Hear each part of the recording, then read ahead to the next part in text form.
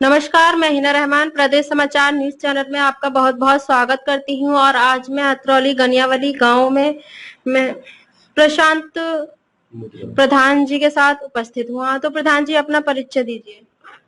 मैं अतरौली ब्लॉक के गांव गनियावली का प्रधान हूं। मेरा नाम प्रशांत मुदगल है। प्रधान जी आपको कितना समय हो गया प्रधान पद पर? अभी लेटेस्ट प्रधानी जो इलेक्शन हुआ था त्रिस्तरीय चुनाव, उसमें मैं जीत कर आया था। 4 महीने करीब हुए।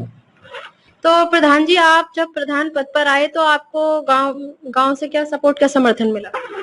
मुझे मेरे पूरे गांव का सपोर्ट मिला और 300 से ऊपर वोटों से मैं जीता हूं। गांव में 5-6 प्रत्याशी खड़े थे। मेरे गांव का लगभग सपोर्ट मेरे साथ था। तो प्रधान जी कुल जनसंख्या कितनी होगी गाँव की? गांव की जनसंख्या मेरे ख्याल से लगभग 7-8 हजार के करीब है। 7-8 हजार में लेडीजों की कितनी होगी? लेडीज का बराबर का हिस्सा है लगभग। अंदाजा लगभग 3,000 महिलाएं होंगी।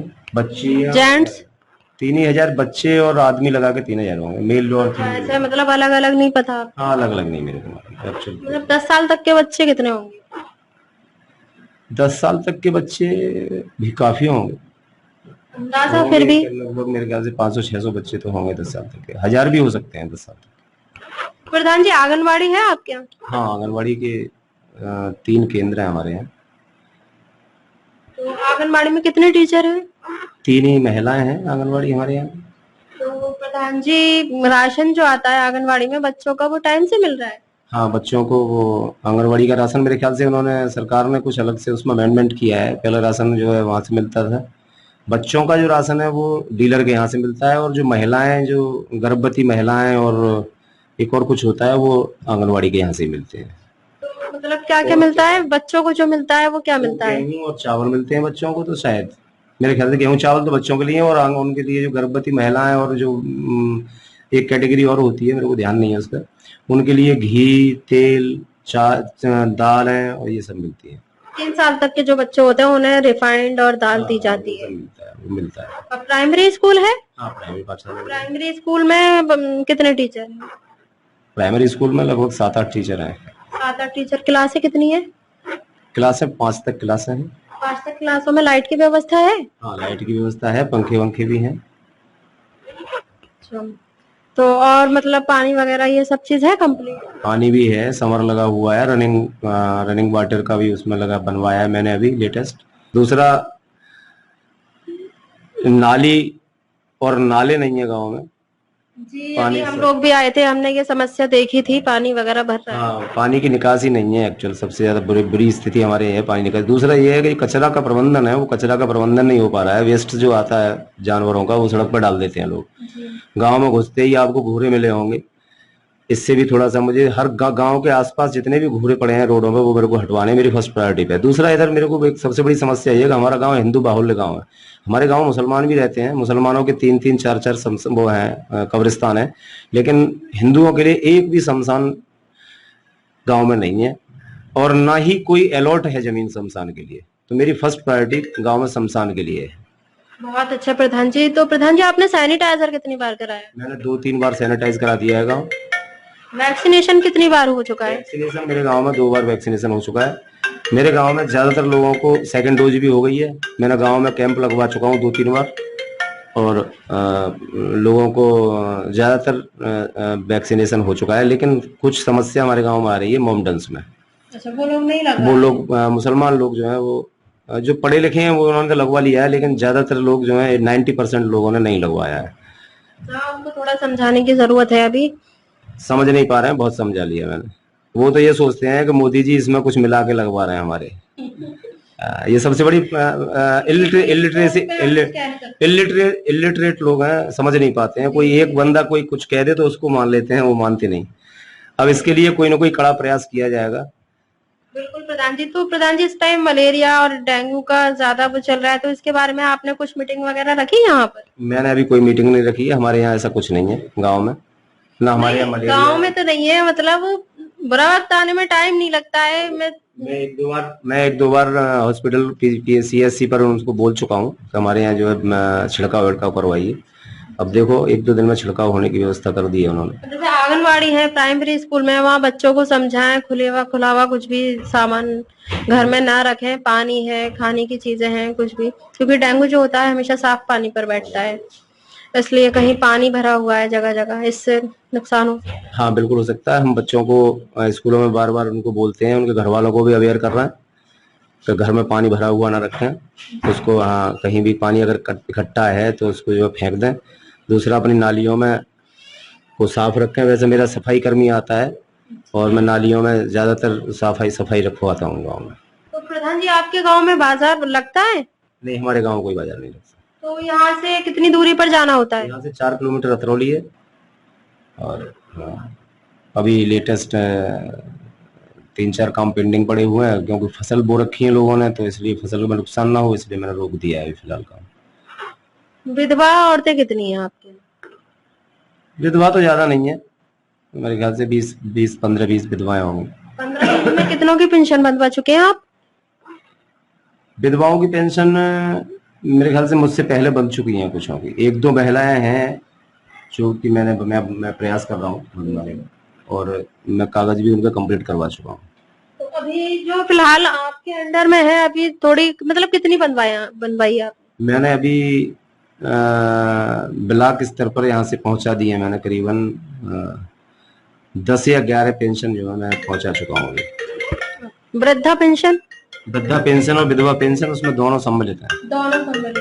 तो प्रधान जी, आपके यहाँ विकलांग लोग कितने % हैं? विकलांग हमारे यहाँ नहीं है। एक भी नहीं है? नहीं, गिने चुने मेरे ख्याल से 2 या 3 विकलांग हैं। 2 या 3, हाँ 3। उनके लिए आपने कुछ किया? उनके लिए पहले से ही हो रखा है। अच्छा, चलिए बहुत अच्छी बात है, पहले से हो रखा है। और गांव के विकास के बारे में क्या कहना चाहिए? गांव का विकास जैसे जैसे पैसा आता रहेगा मैं गांव का विकास करवाता रहूंगा। मेरी फर्स्ट प्रायोरिटी गांव के विकास की है। मैं शौकिया प्रधान नहीं हुआ हूँ या किसी शान के लिए प्रधान नहीं हुआ, गांव के विकास के लिए ही प्रधान हुआ हूँ। मेरे गांव में कभी विकास हुआ नहीं। पिछले कई वर्षों से प्रधान पूर्व में जो प्रधान रहे उन्होंने कोई विकास नहीं करवाया। तो प्रधान जी, आपको क्या क्या कमियां नजर आई जब आप प्रधान पद पर आए? सारी कमियां थी। स्कूलों में बच्चे नहीं जाते थे। कोरोना के कारण भी नहीं गए बच्चे, लेकिन बच्चों की जो व्यवस्था है वो भी खराब थी। और गांव में जल भराव की समस्या है। अभी 4 महीने हुए हैं मेरे को जल भराव नहीं कर पाया मैं सही, लेकिन फिर भी प्रयास में कर रहा हूँ। दूसरा,